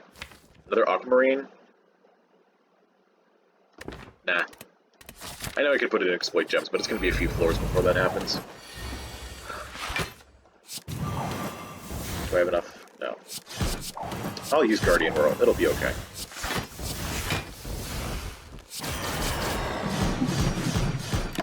Okay, 52 damage next turn, let's go. Or I could not, because I have Incense Burner. It's kind of good too. Warp Support. Okay, and I get that next turn. Cool. Anything else interesting to talk about here? I don't know. I feel like I guess the most interesting thing is that I have 0 defense, even though I'm like scaling up dexterity somewhat. So that's cool. I'm usually able to survive just fine with what I'm using right now, which is great. Use Ancient Power again. Okay. 48 block turn 1. No biggie. I don't really know how I did that. I was mostly focusing on which cards to play. Let's just draw some cards here. There's a few attacks coming in, but I reduced her strength, so we should be fine to just play Walker Claw. This is 2, 4, 6, 8, 10. And then this is 13, 15. Okay, I can play Construction Form then. Put Charge Up in, Crystal Ward, reprogram Repulsor, because I don't need it.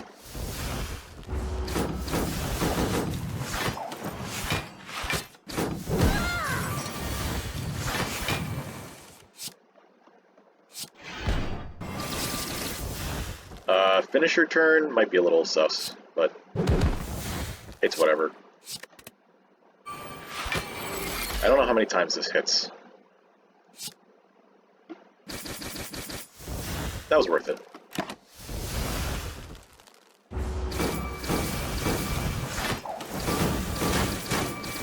Okay, there goes my buffers, which I guess is less than ideal. But I have Body Slam. So...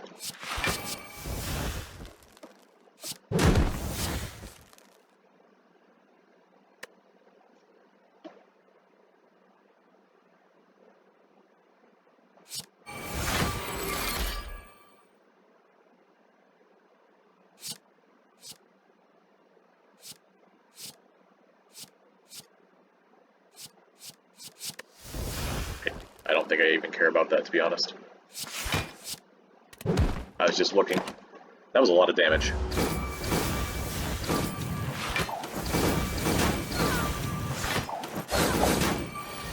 Yeah, eat my thorns.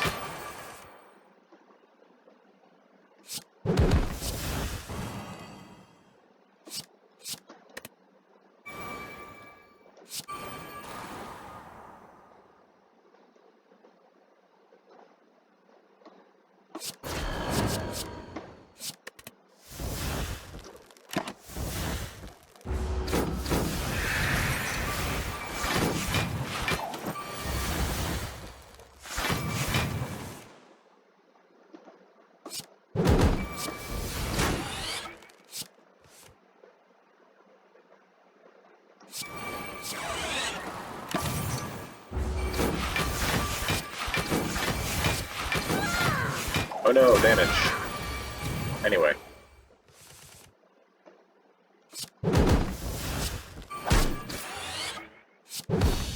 Good night.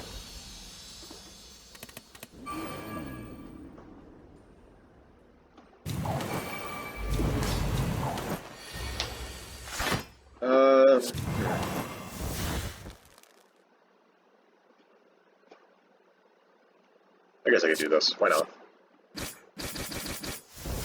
I guess that's another good thing about exploit gems. Using what is it, gem cannon, doesn't actually make the cards that much worse. You're not getting a ton of benefit from the gems. They're just there to make your make it better. I am going to go into defensive here. Do some more damage. Next turn we will be exploded for 50, but I have 82, so it's fine.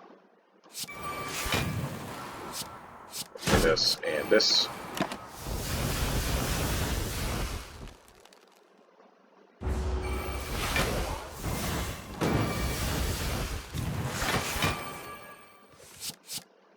Got Pendib coming up, which I actually remembered for once, which means we're going to be doing a lot of damage. I am weak, though. I was a little sad. Okay.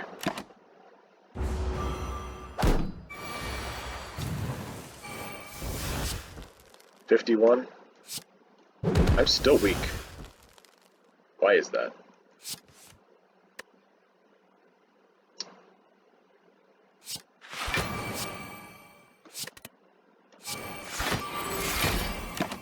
Okay. I think I'm losing one buffer stack here, but that's fine. Yeah. Okay, let's do some damage.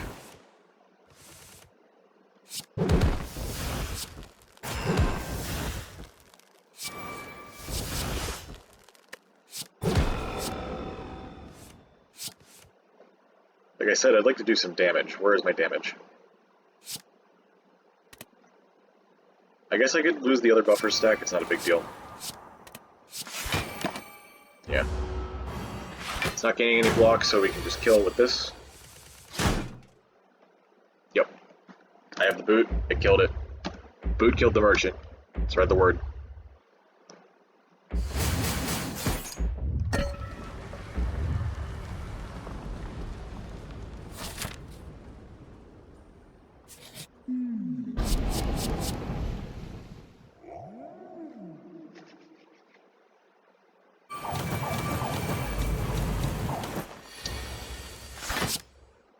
I'm wondering what is going to happen once we stop getting winning runs like these. Because we had this in the Snecko run in the first episode. In the second episode, we died. So I think we're overdue for some kind of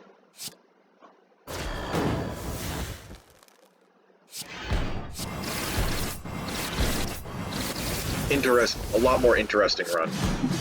There have been interesting parts of all the runs, really.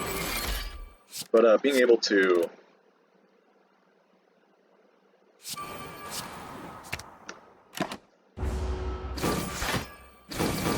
gaining runs that aren't just free wins would be really cool. They're a lot more fun to play as well. Like, as far as, like, how well I do in this series, I'm a little bit... I'd be a little bit sad if I didn't do as well as I thought I would... if I didn't do as well as I thought I was at the character. So I am hoping that I get a good win rate overall, but...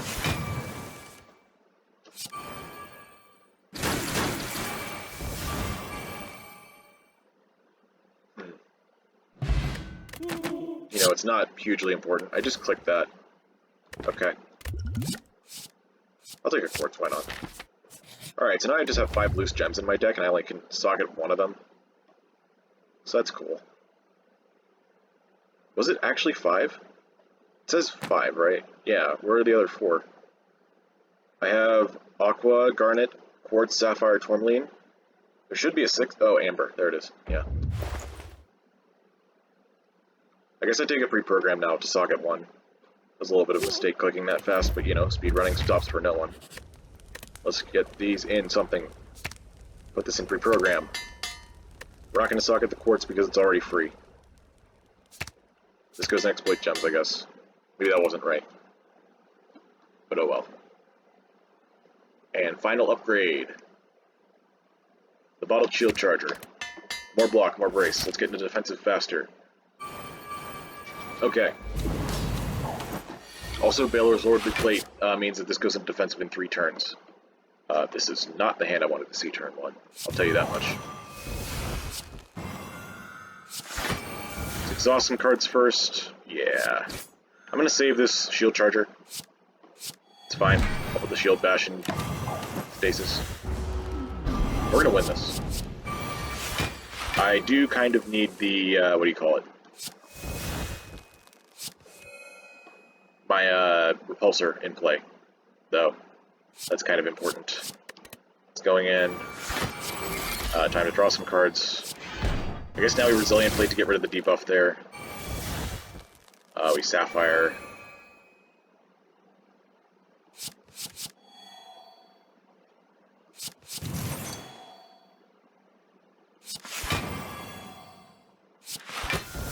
Okay. Could have been worse. We do still need to do damage, though. We might be a little bit low on damage. That was a problem in the past.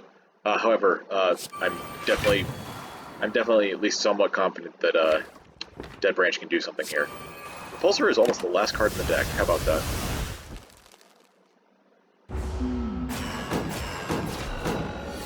Alright. I don't think Giga Beam is the card. I'll be honest. I don't think that's the card that we use to win this. Maybe it could be the last card, but not here. Let's go into defensive.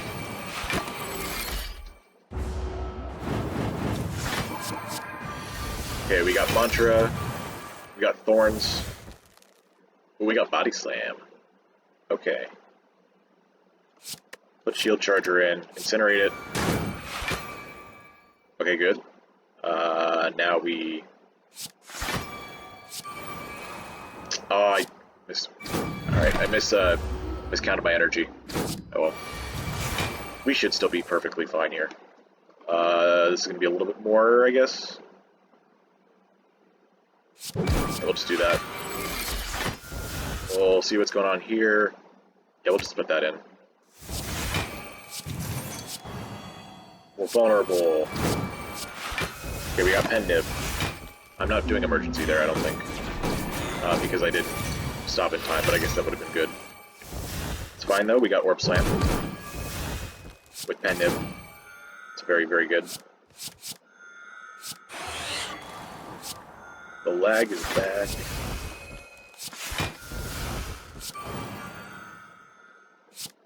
Clone Resilient Plate.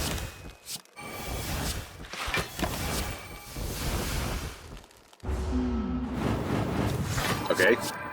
Now we're in Divinity. But thankfully I have another construction form, so that's cool. Would like to not lose the buffer stack to playing Fierce Bash, so let's do that.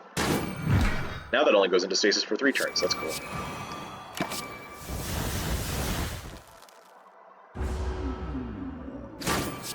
No idea how much that even attacked for, I just know that I blocked it. Ooh, where are my block cards? I kinda need those. So otherwise I'm just gonna take a bunch of damage to Thorns, and that's not good. Okay, idea. Put that in stasis, reroute, speed boost, and then forget what you were supposed to do with that. Okay. Suspension. You know what? I'm just gonna lose the buffer stacks. I need to do damage. It's not a big deal. There's a block card. Put that in stasis. Yeah, whatever. Shouldn't be doing that much damage. And by that much damage, I mean not killing me. That was a lot of damage. On the bright side, I go into defensive for 3 turns, so that's cool. Okay, that was everything.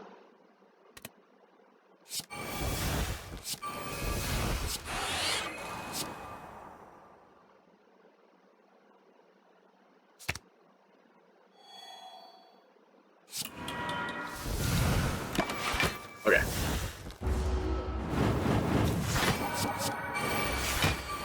Okay, I have this now, so that's cool. And that's a kill. Now it is. Okay.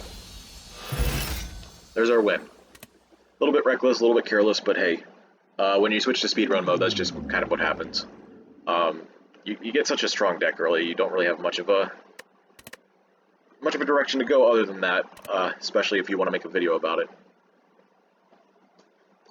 Weren't a lot of interesting decisions there, but Act 1 at least was interesting. Being able to go through Act 2 so fast might be novel enough.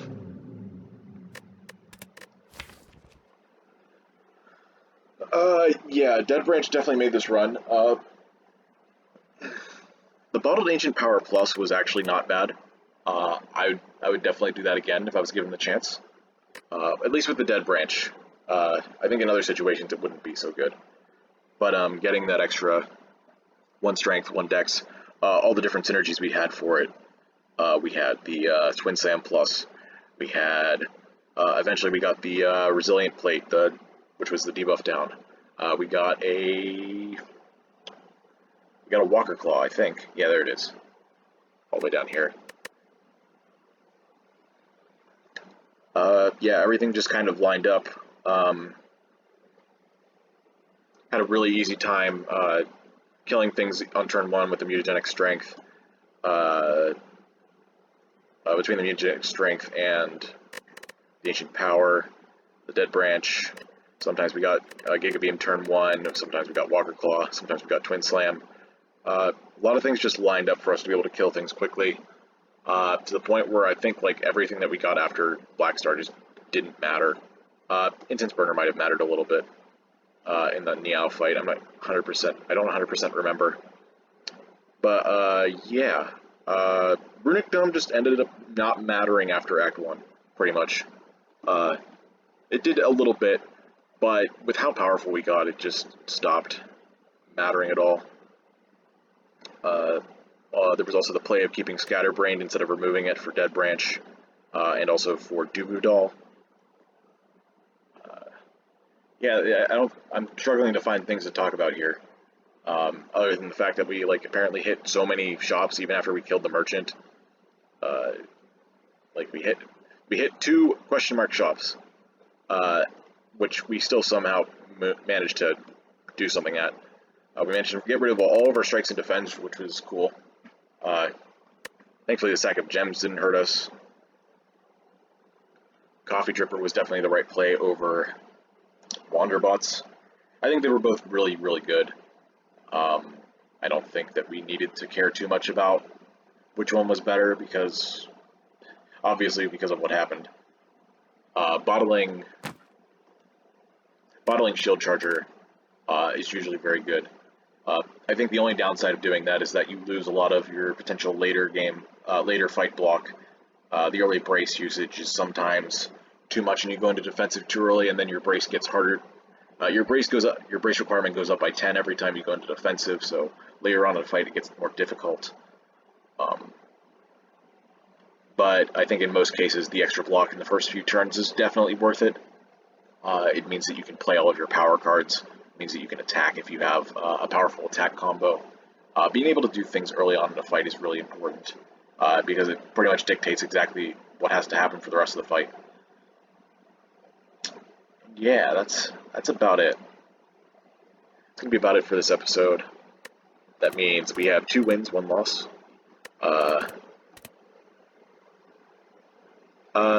Overall, I'm not particularly pleased with this. The speedrunning thing was kind of cool. I don't do that too often, but I felt like this was the perfect opportunity for it. Usually when I get a start that strong on my own, actually, I sometimes just abandon run to start something new, so that it's a little more interesting. But another way this could have gone if I was playing alone is I spend a lot more time trying to min-max everything instead of just speed running through it.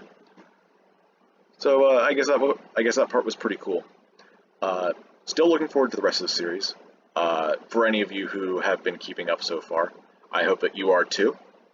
I hope that this episode was interesting enough for you with the whole speedrunning part and with the decisions we had to make in Act 1.